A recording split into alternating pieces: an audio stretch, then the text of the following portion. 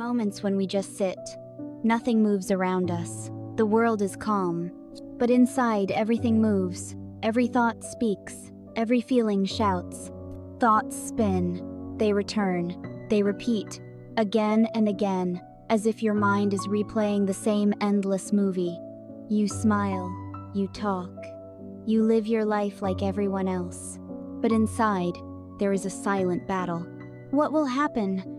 What if I make a mistake? What if people don't accept me? What if... This is where mental overload begins. The problem isn't thinking itself. The problem is overthinking. Thinking that never stops. Thinking about everything, even things that haven't happened yet. Your mind creates scenarios, and you live them as if they were real. You want to send a simple message, but you stop. You reread it, change a word, erase it, start again. 10 minutes may pass on a sentence that's only 2 lines long. This is overthinking. A small war in your mind, but with huge consequences. Often, those who overthink live more in the future than in the present. They imagine mistakes before they happen.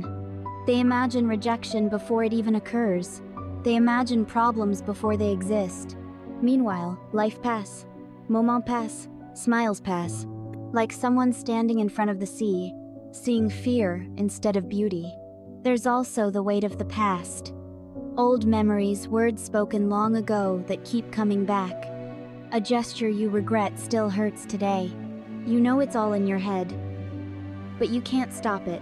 It's inner fatigue, deep fatigue. Fatigue no one sees, but you feel every day. Overthinking makes you hesitant. You choose, then doubt. You go back, and doubt again. A small choice becomes a mountain. Overthinking also makes you fearful. Fear of judgment, fear of failure, fear of disappointment, fear that reality won't match what you imagined. Your mind becomes a prison, and the guard is always asking, what if? The brain hates emptiness. If there's nothing to analyze, it invents something. A fear, a possibility, a scenario that doesn't exist. That's why silent moments, being alone, or moments before sleep can feel so heavy. Not because you're weak, but because you're sensitive, because you feel everything more intensely than others. And this even affects your relationships. Someone likes you, but you overthink before speaking. You overthink before expressing yourself. You overthink before saying yes or no. Your heart is ready, but your mind stops you. Then, one day, you reach a simple phrase. I'm tired. I just want my mind to calm down. This phrase is hard, but this is where healing begins. The truth is, your mind is not you. Your thoughts are not you. They are just visitors passing through. To calm a mind that overthinks, you don't force it to be silent. That's impossible. You must give it direction. The brain is like a child. If you give it nothing to do, it will break something. So you move. You walk. You breathe deeply. You do something with your hands. You fill your day with activity. You bring movement back to your life. Overactive thoughts fear movement. A moving mind thinks less. And when you understand that your high sensitivity is not a weakness, you learn to speak to yourself differently. You stop blaming yourself. You reassure yourself. You guide yourself. You soothe yourself. Mental overload never disappears completely, but it becomes softer, calmer, more manageable. A mind that thinks a lot is a powerful mind. But power without direction becomes a storm. And you can learn to guide the storm, not destroy it, just direct it.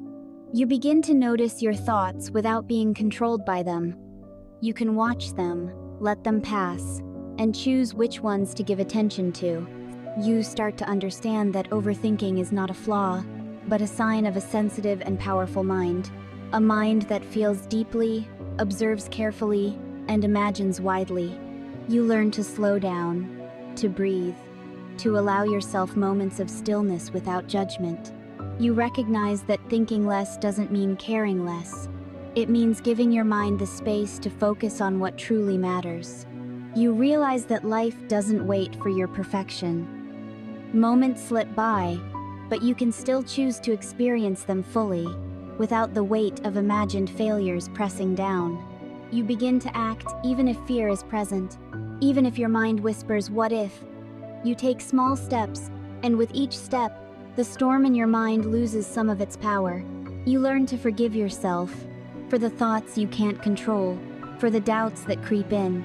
You reassure yourself, guide yourself, and treat yourself with patience. And gradually, mental overload becomes less of a cage and more of a tool. You start using your sensitivity, your careful observation, and your reflective nature as strengths. You embrace the quiet moments, not as threats, but as opportunities to recharge.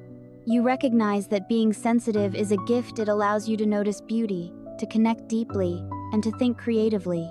A mind that once felt chaotic and overwhelming becomes a source of clarity. You learn to direct your energy, your focus, and your attention. The storm still exists, but now you hold the reins.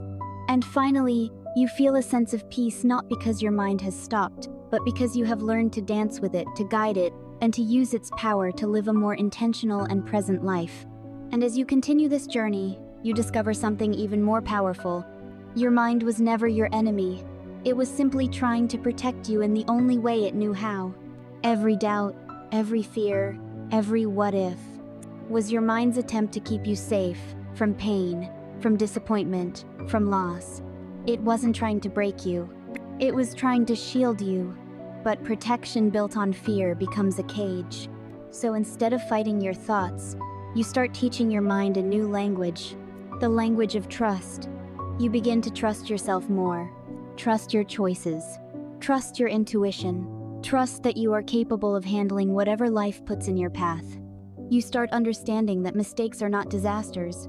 They are lessons. That uncertainty is not danger.